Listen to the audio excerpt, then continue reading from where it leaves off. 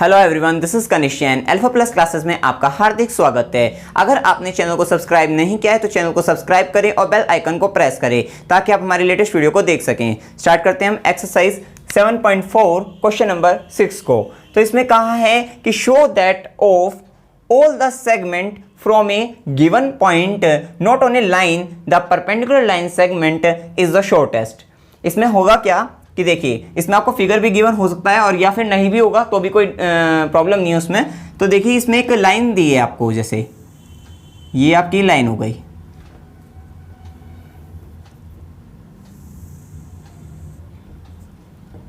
इसको हम नाम दे देते हैं, ठीक है, इसको हम एम दे देते हैं जैसे कि नाम। और उसमें क्या कहा है इन्होंने कि एक सेगमेंट मतलब एक पॉइंट है जो कि क्या है, नॉट ओनली लाइन, इस लाइन पर नहीं है। तो हमने एक पॉइंट ले लिया, जैसे कि हमने जो पॉइंट लिया वो ले लिया, ये ओ पॉइंट ले लिया, और ये क्या है, लाइन पर तो नहीं है, ठीक है। फिर उन्होंने कहा कि जो यहाँ पे अब क्या करेंगे, इस पे हम सेगमेंट खींचेंगे, ठीक है। अब सेगमेंट किस तरीके से खींच सकते हैं भाई, एक तो इस तरह से सीधा आ जाएगा एकदम बिल्कुल, ये हो जाएगा। फिर उसके बाद थोड़े तिरछे होने लगेंगे भाई, एक सीधा है तो अब दूसरा जो खींचेगा वो इससे थोड़ा सा टिल्टेड खींचेगा। तो हमने इसको ऐसे खींच लिया, इसको ड्रॉ कर लिया, ये हो गया आपका। फिर ऐसे एक और ड्रॉ कर लिया, इसी तरह से हमने एक और ड्रॉ कर लिया, और भी ड्रॉ कर सकते हैं, इतने कर लेंगे, 2-3 कर लेंगे हम इसमें। और हम इसको देखिए, अब जब ये बिल्कुल सीधा है तो इसका मतलब ये क्या हुआ, परपेंडिकुलर होगा ना भाई, बिल्कुल जब स्ट्रेट आएगा तो ये क्या होगा, ये परपेंडिकुलर लाइन सेगमेंट। उसने बोला आखिरी में कि जो परपेंडिकुलर लाइन सेगमेंट है वो इन सब में क्या शॉर्टेस्ट है। मीन्स ये जो होगा आपका, इसको नाम दे देते हैं PQRS। तो ये जो OP होगा, ये जो OP सेगमेंट आया है ये परपेंडिकुलर है, तो OP परपेंडिकुलर सेगमेंट जो है वो OQ से भी, OR से भी और OS से भी क्या है, छोटा है। ये हमें प्रूफ करना है, ठीक है। ये हो गया। सबसे पहले हम इसमें गिवन लिख लेते हैं। गिवन क्या क्या गिवन है, देखिए इसमें गिवन क्या है, वी हैव ए लाइन, एक तो लाइन गिवन है, we have a line M and O जो है, एक पॉइंट O जो है वो भी गिवन है, एंड ए पॉइंट O, और जो O पॉइंट है नॉट ऑन ए लाइन, ये भी है कि ना, लाइन पर नहीं है, नॉट ऑन ए लाइन। इतना आपको ये गिवन है। और हमें जो प्रूफ क्या करना है वो देख लेते हैं इसमें। साथ साथ इसमें ये भी बता दीजिए कि जो OP है, ये जो OP सेगमेंट है वो क्या है, परपेंडिकुलर है किस पर, M लाइन, मतलब लाइन M पर। इतना बता दीजिए। और फिर उसके बाद हम प्रूफ बता देंगे, क्या प्रूफ करना है, टू प्रूव। अब ये जो प्रूव करना है, उसने कहा कि जब परपेंडिकुलर लाइन सेगमेंट जो है, मीन्स OP ये क्या है, ये लेस देन है किससे, OQ से, OR से भी और OS से भी। ये आपको जो है शो करना है, प्रूफ करना है। इसका प्रूफ देखिए अब आप। सबसे पहले हम इसमें देखते हैं जो हमें दिया हुआ है, बिकॉज OP जो है आपका, OP ये क्या है, परपेंडिकुलर है M पर। क्लियर है। तो अब इससे हम क्या कह सकते हैं, इसलिए जो angle OPQ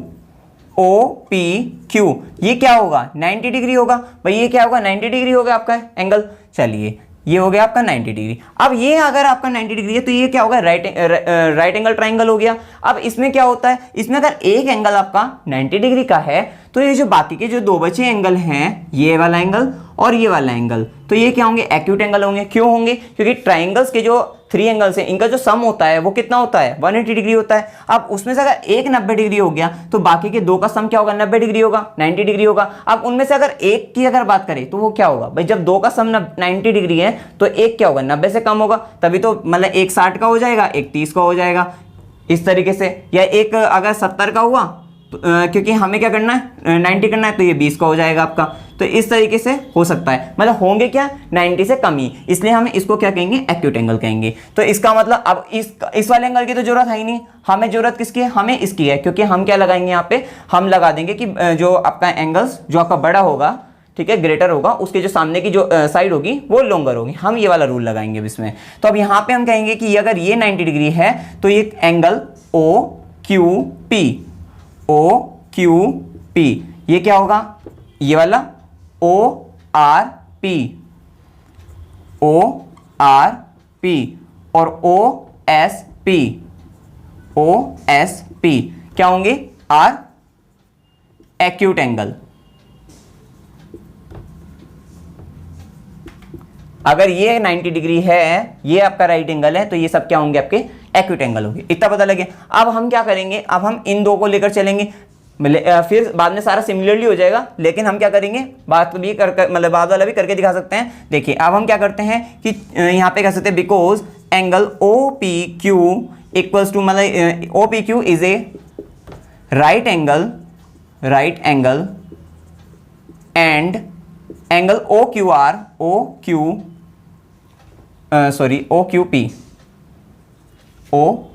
P is a acute angle. So यहां से हम क्या कह सकते हैं? सो हम कह सकते हैं कि जो आपका एंगल ओ पी क्यू होगा, क्योंकि राइट एंगल है और राइट एंगल 90 डिग्री होगा, तो वो क्या होगा? इससे ग्रेटर देन होगा। तो हम कह सकते हैं ये ग्रेटर देन होगा किससे? एंगल ओ क्यू पी से। इतनी बात आपको क्लियर हो गई होगी।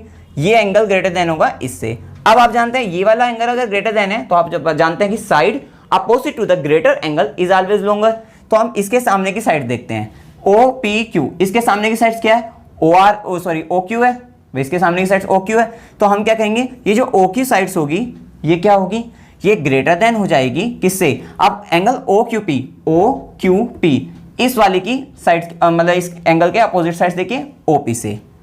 और यही हमें बताना था कि जो ओपी मतलब ओ क्यू बड़ा है ओपी से, या फिर आप कह सकते हो ओ पी लेस देन है ओ क्यू से। इतना आप कह सकते हो। और यही हमें करना था कि ओपी क्या है? लेस देन है ओ क्यू से। और इसी तरह से हम क्या कर सकते हैं? ओपी को ओ आर से भी लेस देन कर सकते हैं। कैसे? अब देखिए ये तो हो गया इतना, इसको आप इक्वेशन 1 कह सकते हैं। और यहाँ पे ये भी लिखना पड़ेगा, ये याद रखना, रीजन जरूर देना है कि side opposite to greater angle is always longer. और इसके बाद हम, ये तो इतना हो गया, ये कब था? जब हमने ट्राइंगल क्या लिया? ओ पी क्यू। क्लियर है? अब क्या करेंगे? In triangle O P R में, ओ पी आर। अब ओ पी आर में आपको पता है कि ये 90 डिग्री है, तो हम कह सकते हैं क्या? कि ये वाला एंगल जो होगा, एंगल यहां पे लिख सकते हैं because angle O P R is right angle, जैसे ऊपर बताया हमने right angle, and angle O R P is a acute angle, is an acute angle.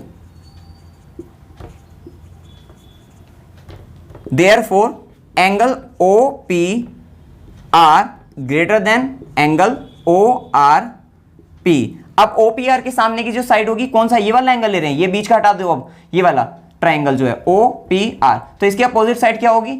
O R हो जाएगी। ओ आर ये ग्रेटर देन आ गई किससे? O R P. इससे जो इसकी जो अपोजिट साइड है इस वाले एंगल की, वो क्या होगी? ये हो गई। ठीक है, तो ये हो जाएगा आपका ओ पी। देखिए हमने ये वाला ट्राइंगल लिया, आप इसको अलग अलग लेके भी समझ सकते हो। ये हमने ये वाला लिया, ये ओ हो गया, ये पी हो गया और ये आर हो गया। तो जब ये वाला लिया तो इसके सामने की जो साइड होगी ओ आर हो गई और इसके सामने की जो साइड होगी ओ पी हो गई। क्लियर है? अब यहां से O R is greater than O P आ गया और ये वाली लाइन लिख देंगे कि side opposite to the greater angle is always longer. ठीक है, और यहां से इसको इक्वेशन हमने 1 कही थी, इसी तरह से इक्वेशन 2 हो जाएगी। और सिमिलरली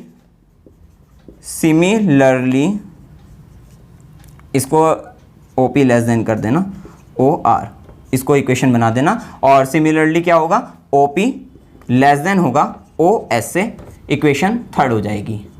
भाई ऐसे ही जैसे हमने ये वाला करा, ऐसे तीसरा ट्राइंगल ले लेना ओ पी एस वाला।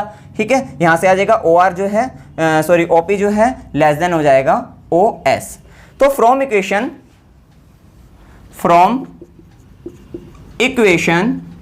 1, 2 एंड 3, इससे आप क्या कह सकते हो कि ये ओपी है, ये लेस देन होगा ओ क्यू से, लेस देन होगा ओ आर से, और ये लेस देन होगा ओ एस से।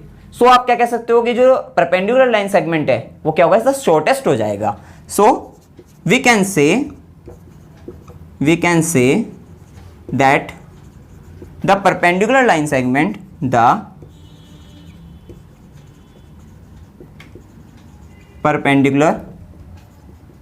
Line segment is the shortest, कि वो क्या हो जाएगा आपका शॉर्टेस्ट हो जाएगा। यही प्रूफ करना था कि ये ओपी है वो शॉर्टेस्ट है फ्रॉम OQ से, OR से और OS से। यही आपको प्रूफ करना था। इसमें कोई भी डाउट हो आप कमेंट सेक्शन में पूछ सकते हैं। वीडियो अगर आपको अच्छा लगा वीडियो को लाइक कीजिए, शेयर कीजिए और मेरे चैनल को सब्सक्राइब कीजिए। Thank you very much.